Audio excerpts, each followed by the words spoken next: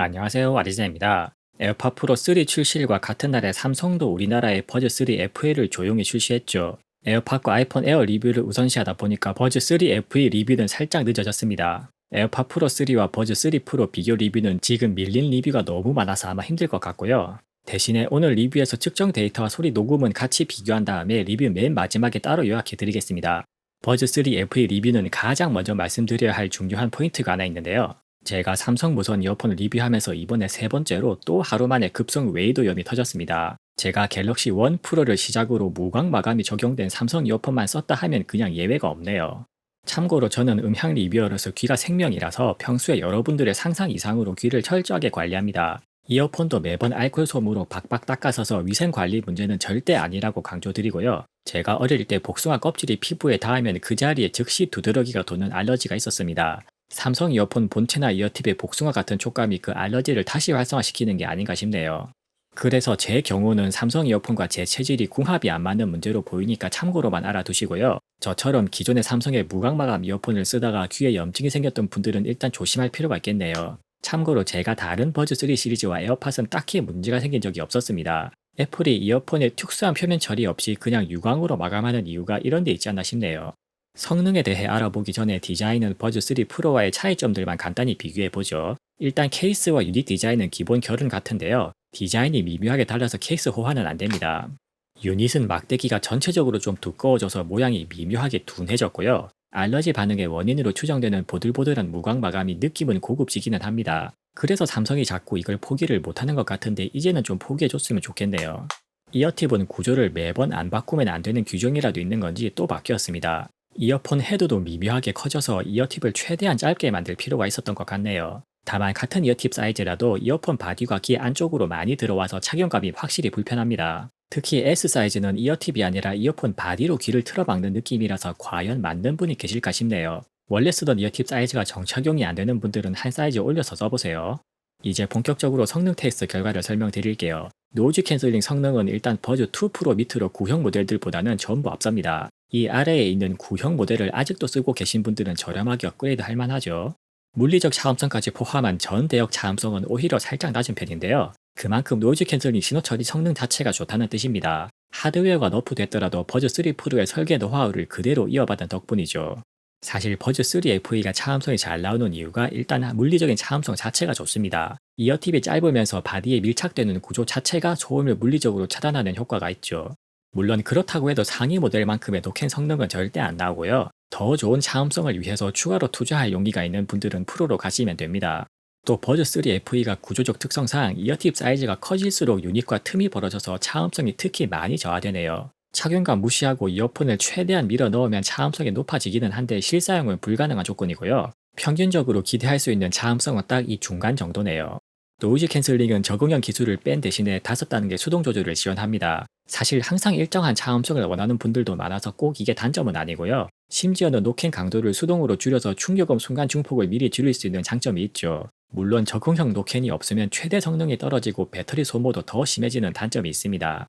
지금부터 실제 노이즈 캔슬링 성능을 측정 시스템으로 녹음해서 비교해 드릴게요.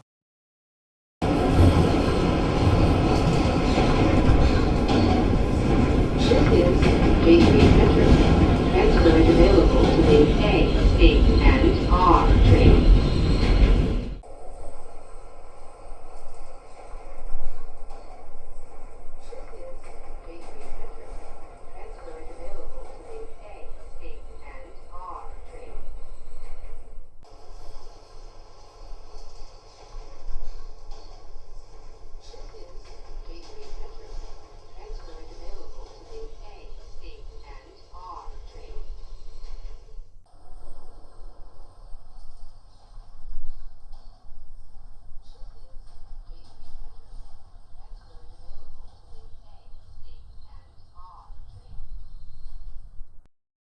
주변 소리 성능은 버즈 3 프로와 비슷하게 맞춰서 구형 모델들보다 확실히 좋아졌습니다. 심지어는 에어팟 프로에서도 잘리는 초고음까지 나오는 점이 인상적이죠.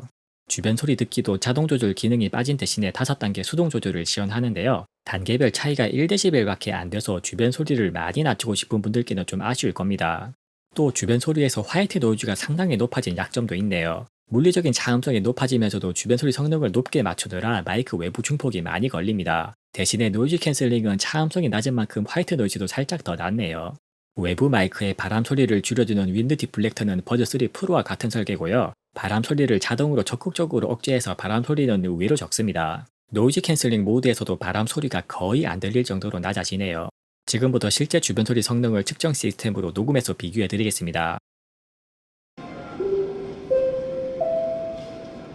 Final call for Qantas flight QF743 to San Francisco, now in its final stage of boarding through gate 8.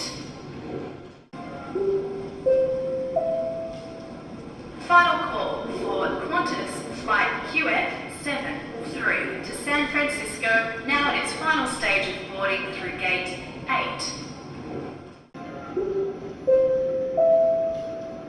Final call for Qantas flight QF743 to San Francisco, now in its final stage of boarding through gate 8.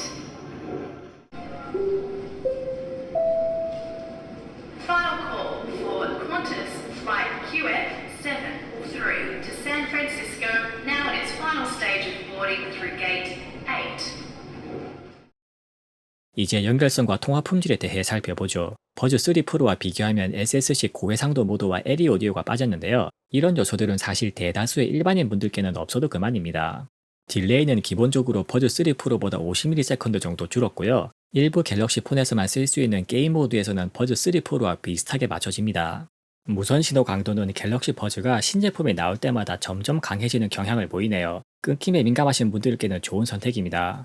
통화 품질에 관련해서도 초광대역 음성 기능이 빠졌네요. 그래도 버즈 3 FE가 기본 통화 품질 자체는 프로와 동급입니다. 사실 초광대역 음성이 최신 플래그십 갤럭시 폰들에서만 지원되는 데다 안정성도 좀 떨어지죠. 그래서 초광대역 지원이 빠져도 기본 통품 자체가 좋아서 그렇게까지 아쉽지는 않네요. 지금부터 실제 통화 품질을 녹음해서 비교해 드리겠습니다.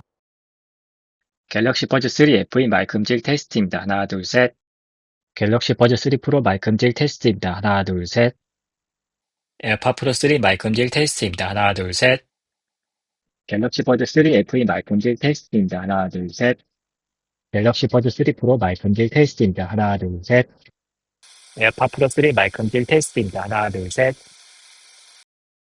이제 사운드에 대해 살펴보죠. 드라이버는 보급형 제품답게 평범하게 11mm 다이나믹 드라이버를 싱글로 탑재했습니다. 드라이버가 하나 줄어도 소리만 좋으면 상관없으니까 단점은 전혀 아니고요. 오히려 노이즈 캔슬링과 적응형 EQ 기능 구현에는 드라이버 수가 적을수록 더 유리합니다. 버즈 3 FE가 부가 기능들을 다 빼는 와중에도 체감 차이가 큰 실시간 적응형 EQ만큼은 남겨줬네요. 소리 튜닝은 JBL 투어 프로 3 이상으로 하만 타겟의 역대급으로 플랫한 이어폰이 나왔습니다. 투어 프로 3는 중고음 이상은 플랫해도 저음은 약간 기복이 있는데요. 버즈 3 FE는 저음까지도 하만 타겟 플랫에 깔끔하게 들어옵니다. 삼성 버즈들이 그동안에는 항상 기본적으로는 플랫한 와중에 각 모델별 개성이 조금씩은 있었는데요. 버즈 FE 라인업은 가격대를 낮춰서 전 세계의 더 많은 소비자들을 대상으로 하는 제품이죠. 그래서 누가 들어도 소리가 나쁘게는 들리지 않도록 하려다 보니까 자연스럽게 나온 결과로 보이네요. 제가 항상 말하지만 대중적으로 좋은 소리를 추구하다 보면 결국 플랫에 가까워지게 되어 있습니다.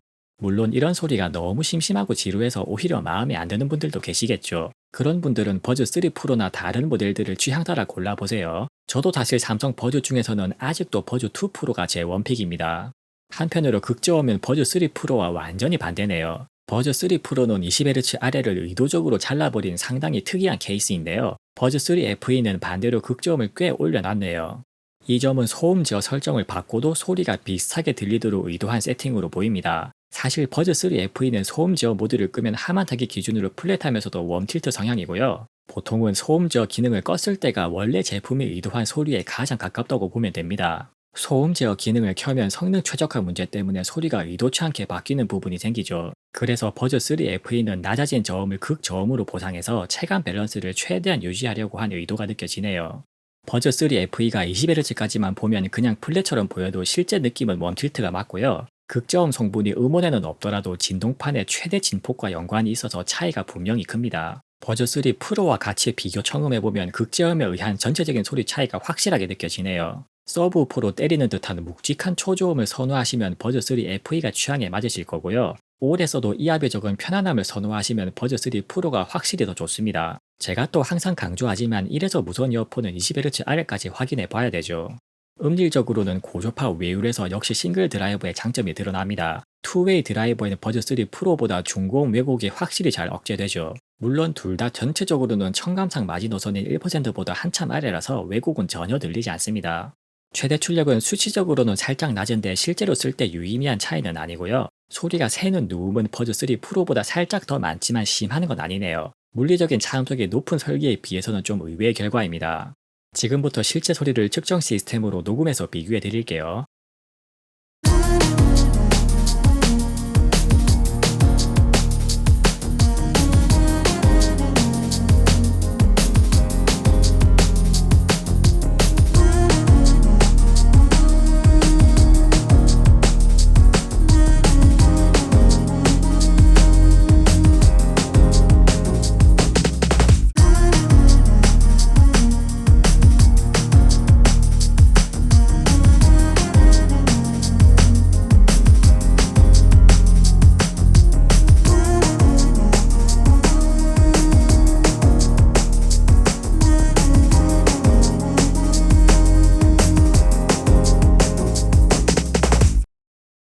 On and on, I feel this way ever since you fallen from the sky. I'm in love again, even though you will never be mine. On and on, I feel this way ever since you fallen from the sky. I'm in love again, even though you will never be mine.